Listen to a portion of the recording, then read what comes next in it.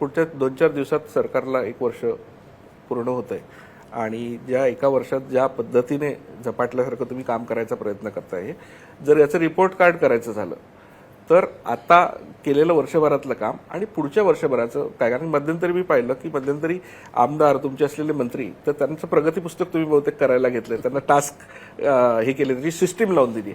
ही system आतापर्यंत महाराष्ट्रात नव्हती आणि त्यांना प्रत्येक गोष्टीसाठी ते म्हणजे उतराई आहेत की त्यांना प्रत्येक गोष्टीचं उत्तर द्यायला लागतं. नेमकी ही फ्रेमवर्क काय आहे आणि पुढचं प्लॅनिंग कसं असणार? एका शब्दात सांगायचं झालं ना तर मी संपूर्ण सिस्टीममध्ये अकाउंटेबिलिटी आणण्याचा प्रयत्न करतोय. उत्तरदायित्व असलं पाहिजे. भगवान भरोसे काम चाललंय, चालणार नाही. प्रत्येक गोष्टीचे तुमचे की रिझल्ट एरियाज हे पक्के असले पाहिजे आणि तुमचं मूल्यमापन केलं पाहिजे की तुम्हाला जे टास्क दिले त्यातलं तुम्ही किती अचीव केलं. जसं आमचा 100 दिवसाचा प्रोग्राम, मग 150 दिवसाचा प्रोग्राम, हा प्रत्येक प्रोग्राम ऑब्जेक्टिव्हली विभागाच्या कामाचं असेसमेंट करणार आहे, त्यांचं रेटिंग करणार आहे. त्यामुळे डायनामिकली ते रेटिंग पाहिल्यानंतर विभागालाच वाटतं अरे बापरे आपण मागे चाललो आहोत, हे सगळ्या जगालाच कळतंय.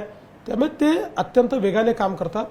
पहिल्यांदा ही अकाउंटेबिलिटी मी आणलेली आहे की चांगल्याला चांगलं म्हणावं लागेल आणि वाईटाला लोकांना दाखवावं लागेल की बा हे वाईट आहे, हे चुकलं आहे किंवा हे योग्य प्रकारे करत नाही आहेत.